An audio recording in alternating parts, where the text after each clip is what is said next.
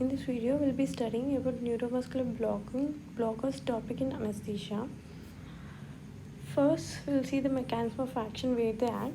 These neuromuscular blockers act in neuromuscular junction. The receptor weight on which they act are nicotinic receptors. These neuromuscular blockers can be of two types, depolarizing and non-depolarizing agents. Depolarizing agents, the mechanism of action is they cause persistent or prolonged depolarization of nicotinic receptors. And the example of this is succinylcholine. And these drugs causes fasciculations is seen, and post-operative myalgias are seen and not reversed by neostigmine. Coming to non-depolarizing neuromuscular blockers, rest of all the drugs like gantenerumab, pancuronium, atracurium, and cisaquarium, and etc. They act by competitive antagonism. They competitively inhibit the NM receptors at the neuromuscular junction and prevent the progression of action potential. These drugs doesn't show any fasciculations and no myalgias are seen, and this blockade is reversed by neostigmine. Coming to the train of 4 response, what is train of 4 response? This is giving 4 successive stimuli of frequency 2 Hz at an interval of 0.5 seconds and of same amplitude. In normal muscle, it will produce 4 contractions of similar and same amplitude. So in depolarizing muscle relaxation, lesser amplitude of contraction is produced. No train of 4 response is seen. When we see in this graph, that A is the first twitch amplitude and B is the last twitch amplitude. By is the TOF ratio of depolarizing muscle relaxant. TOF ratio will be equal to 1. So neuromuscular monitoring is not used for these drugs. Then coming to the non-depolarizing muscle relaxant, here a fade is shown, that is last twitch amplitude is shorter than the first twitch amplitude, and the TOF ratio is less than 1, so neuromuscular monitoring is used. Ulnar nerve is the most common nerve to see the adequacy of muscle paralysis.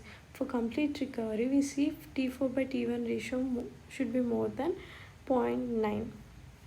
Coming to succinylcholine, it has the fastest onset of action, that is within 30 to 45 seconds of administration, intravenous administration, and shortest duration of action is 45 minutes. Metabolized by pseudocholinesterase, a butyryl cholinesterase, a plasma cholinesterase. Coming to succinylcholine apnea, it occurs due to deficiency of pseudocholinesterase. This is prolonged apnea. It can be managed by mechanical ventilation. There are two phases of block, phase 1 block and phase 2 block. Phase 1 block of succinylcholine is due to normal activity of the drug, and that is depolarizing neuromuscular blockade. Train of 4 is not seen in it. Phase 2 block is desensitization block.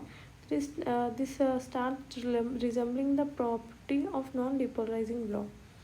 Train of 4 is seen in it. Coming to the side effects of succinylcholine, it shows fasciculations post of myalgia and increased intraocular pressure, increased intracranial pressure, increased intragastric pressure. They increase the exaggerated hyperkalemia. So it is cautiously used in conditions like muscle dystrophy, neuromuscular diseases, paraplegia, burns, trauma, stroke, bradycardia, and can trigger malignant hypothermia. In some of these conditions, it is even contraindicated. Coming to the non-depolarizing neuromuscular blockers, these are the two types, aminosteroids and benzyl isoquinones. They can be long-acting, intermediate-acting, and short-acting. Aminosteroids which are long-acting are pancuronium, pepacurium, and intermediate-acting aminosteroids are rocuronium, vecuronium. Aminosteroids which are short-acting are rapacuronium. This is a faster onset of action.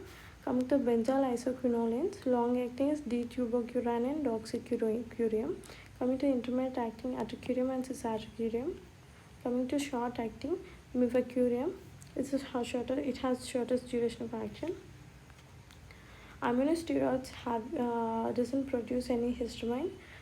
They are severe, stable, and metabolized by the liver and kidney. Coming to benzyl isoquinoline, they release histamines, so they cause bronchospasm, increase heart rate, BP, causes flushing, and they are cardiovascular system unstable, and few drugs have unique metabolism.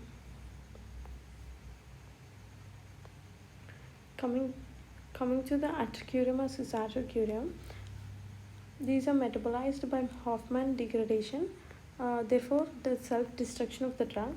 They also can metabolized by non-specific ester hydrolysis, and products the byproduct lornocin produce. This byproduct lornocin is epitoptogenic. Coming to the cisatracurium, cisatracurium is more used than atracurium because it is cardiovascular stable drug and more potent and less lornocin production and histamine production. Coming to the gantencurium, it is non-depolarizing neuromuscular blocker, but it is an oxime compound. Benefits of gantencurium is it has faster onset of action and duration is very short. It is metabolized by L-cysteine. Gantencurium has rapid or faster onset of action than rapacuronium. It has faster than mivacurium. If the gantencurium is given an option, go for it. Coming to the reversal agent, Sugammadex. This is a specific reversal agent of rocuronium, vecuronium. If a single option is given, answer rocuronium. Thank you.